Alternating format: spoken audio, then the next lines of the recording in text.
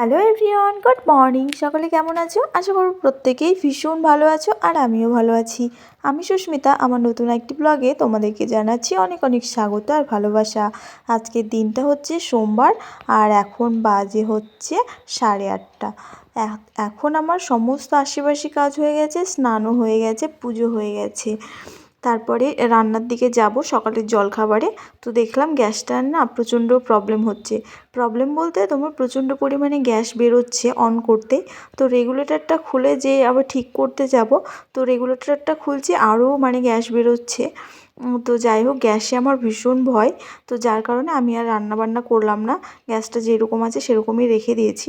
আর আমাদের একটা ঘরে যেহেতু দুটো সিলিন্ডার থাকে, তো সবসময় না একটু মানে কি বলবো, ভীষণ বুঝে শুনে কাজ করতে হয়, কারণ একটু এদিক ওদিক হয়ে গেলে তখন আবার আরেক বিপদ।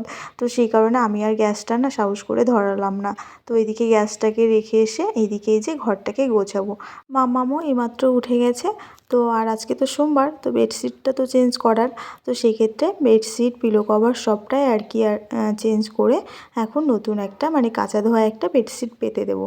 তো চলো ব্লগটাও এগোনো যাক, আর আমি কাজকর্মগুলো টুকটুক করে করতে থাকি। তো এদিকে বিছানাটা গোছাচ্ছিলাম, আর গোছাতে গোছাতেই না তোমাদের দাদাভাই চলে আসলো। তো তারপরে ওকে বললাম যে এই হচ্ছে তোমার গ্যাসটা ঠিক করে দাও, কারণ এতক্ষণে আমার রান্নাবান্না সব হয়ে যেত। গ্যাসের জন্য তোমার করতে পারলাম না, এদিকে ঘরের কাজকর্মগুলো আর শুরু করেছি। ঘর ঝাড়া মোছা তো হয়ে গেছে, বিছানাটা যে কাজ আছে বড় কাজ, তো সেটা এখন করতে বসেছি। আর আজকে দেরি হয়ে গেছে বলে, দেরি বলতে খুব একটা দেরি নয়, মানে একটু কাছাকাছি করব বলে, একটু হাতে কাজ রয়েছে বলে আজকে আর সকালবেলায় স্নানটা করিনি। বাসি নাইটিটা ছেড়ে নিয়েছি, ছেড়ে রান্নাঘরে ঢুকবো ভেবেছিলাম, তো ওই যে প্রবলেমে সকালবেলায় উঠেই আর কি প্রবলেমে পড়ে গেছি। তো যাই হোক, খুব একটা বড় প্রবলেম নয়, তবে গ্যাসে যেহেতু আমার ভীষণ ভয়, তো সেই কারণে আমি আর সাহস করে কিছুই করলাম না। তো এদিকে দেখো সুন্দর করে বিছানাটা কিন্তু আমি গুছিয়ে নিয়েছি। তো দেখো, আর বিছানাটা গোছানোর পরে ঘরটাকে আরও একবার ঝেড়ে নিয়েছি। তো এই হচ্ছে আমার ঘরটা গোছানোর পরে।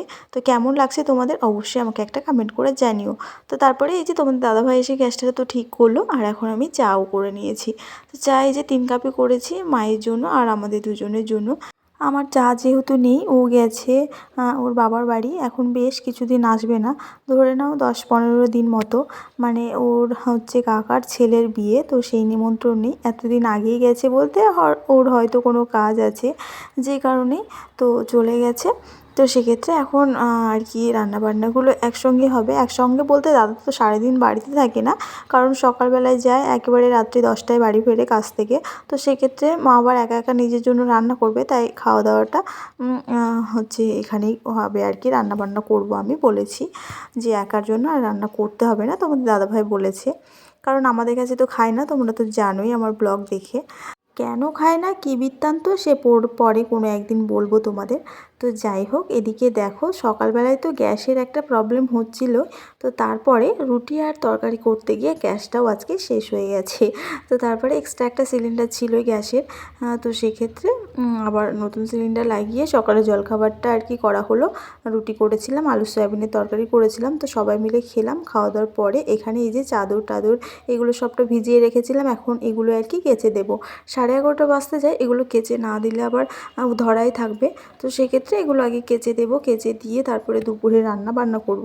ওইদিকে কিন্তু দুপুরে রান্নার জন্য আমি অনেকটা এগিয়েও রেখেছি রান্না বান্না, কারণ রুটি তরকারি করে হচ্ছে তোমার সকালে জলখাবার খেতে খেতে দুপুরে রান্নাটা বসিয়ে দিই, সেক্ষেত্রে ভাত হয়ে যায়, ডালও হয়ে যায় মোটামুটি, সেদ্ধটা আর কি। তো ওই পর্যন্ত ওইদিকে আমি অনেকটা রান্নাও এগিয়ে রেখেছি। এখন এই যে চাদর টাদরগুলো কেচে বাকি রান্নাটুকু করে, মানে রান্নাঘরের পুরো কাজ আর কি কমপ্লিট করে ঘরটাকে ঝেড়ে নিয়ে স্নান করে নেব। আমিও স্নান করিনি, আর মামামেরও এখনও স্নান হয়নি, তো দুজনে আজকে একসঙ্গে স্নানটা করে নেব। আর সকালে স্নান করিনি বলে তোমার মনে হচ্ছে যেন মানে সব কাজ আর কি গণ্ডগোল। সকালে স্নানটা হয়ে গেলে বড় কাজ হয়ে যায়, স্নান পুজো। যেদিন আমার সকালে স্নান হয় না সেদিন মনে হয় যেন আমার সারাটা দিনই বেকার যায়, এরকমটা মনে হয়। আসলে আমরা গৃহিণীরা যদি একটু বুদ্ধি খাটিয়ে বা প্ল্যান করে কাজগুলোকে করি সংসারের, সেক্ষেত্রে কাজগুলো তো গুছিয়ে করা যায় যাই সময় মতো, আর হাতেও কিন্তু বেশ অনেকটা সময় থাকে, যে সময়টায় আমরা এক্সট্রা অনেক কাজ করতে পারি বা নিজেকে সময় দিতে পারি, বা ছোট বাচ্চা থাকলে তাকে সময় দিতে পারি। এই হয়েছে ব্যাপার। তো আমি সবসময় চেষ্টা করি সকালবেলায় একটু তাড়াতাড়ি ঘুম থেকে উঠে সমস্ত কাজ আর কি গুছিয়ে সময় মতো করে নিতে, যাতে করে একটু মেয়েকে সময় দিতে পারি আর আমি নিজেকেও সময় দিতে পারি। আর যে কাজগুলো সকালে ব্যস্ততার মধ্যে করতে পারি না, সেই কাজগুলো হাতে সময় যখন থাকে তখন আমি করে নিই। এইভাবেই বুদ্ধি দিয়ে প্ল্যান করে আমি প্রতিনিয়ত আমার সংসারের কাজগুলোকে আমি করে নিই আমার সময় মতো। তো এদিকে কাছাকাছিগুলো তো কমপ্লিট করলাম, করে রান্নাঘরে এসেছি। রান্নাঘরে অনেকটা রান্না কমপ্লিট হয়ে গেছিলো। হচ্ছে ভাত হয়ে গেছে, বেগুন ভাজা করেছিলাম, উচ্ছে ভাজা করেছিলাম, পাঁপড় ভাজা করেছিলাম, সেটাও হয়ে গেছিলো। ডালটাকে সবশেষে ফোড়ন দিলাম, আর দুটো ডিম দেখলে সেই ডিমের তরকারি করব, ব্যাস আজকে রান্নাবান্না এই পর্যন্তই ছিল। তো তারপরে বন্ধুরা অনেকটা সময় পর স্নান টান কমপ্লিট করেছি এখন, করে তারপরে এই যে জামা কাপড়গুলোকে নিয়ে এসে এখন ভাঁজ করতে বসেছি। আর এই যে সমস্ত জামা কাপড় শুকিয়ে গেছে, তো তুলে এনে হাতের হাত গুছিয়ে কাজ না করলে আমার আবার ভালো লাগে না। যেই কাজটা হাতের হাত গুছিয়ে করব না, সেই কাজটা দেখবে অনেকক্ষণ পর্যন্ত ধরা থাকে।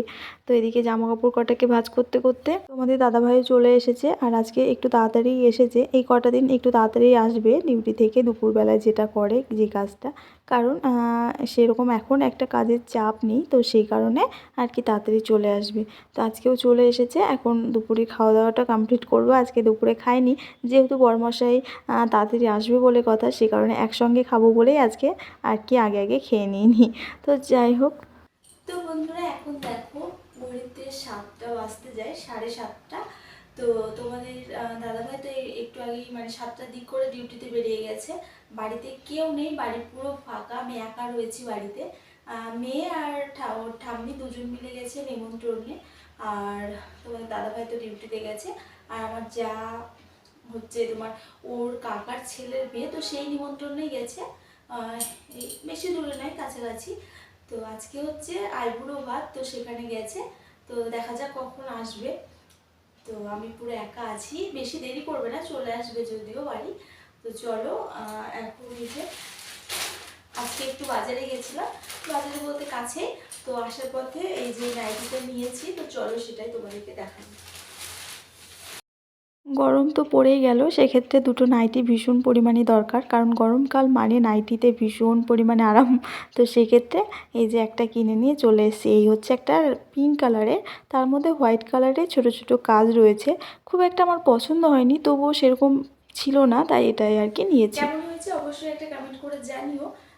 এখন তো গরম চলে আসছে, তো নাইটির এখন খুব মানে দরকার, তো সেই কারণে একটা নিয়ে নিলাম, আর একটা নেব, তাহলেই আবার কিছুদিন চলে যাবে। তো কেমন হয়েছে অবশ্যই জানিও, ঠিক আছে। আর আজকে ব্লগটা এখানেই শেষ করলাম। ব্লগ আর বড় করবো না, এখন এই ভিডিওর কাজগুলোই করবো, ততক্ষণে ওরা চলে আসবে। তাছাড়া এখন আর কোনো কাজ নেই, রাত্রে রান্নাবান্নাও করবো না, কারণ তোমাদের দাদাভাই খেয়ে চলে গেছে, মামাম আর ওরা তো খেয়ে আসবে। আর আমি হচ্ছে ওই তোমার ভাত আছে দুপুরে যা রান্না করেছিলাম, তো সেটাই খেয়ে নেবো, ব্যাস। রাত্রে রান্নাবান্নার ঝামেলাও নেই। তো এখন ভিডিও কাজটা করবো, ওরা আসলে তারপরে ঘুমোবো। আর এদিকে বিছানা গুছিয়ে নিয়েছি, চুল বেঁধে নিয়েছি, মানে সন্ধ্যার সমস্ত কাজ হয়ে গেছে। তো চলো দেখা হচ্ছে পরবর্তী ব্লগে। সবাই ভালো থাকবে, সুস্থ থাকবে, আর অবশ্যই আমার পাশে থাকবে। Tata, good night.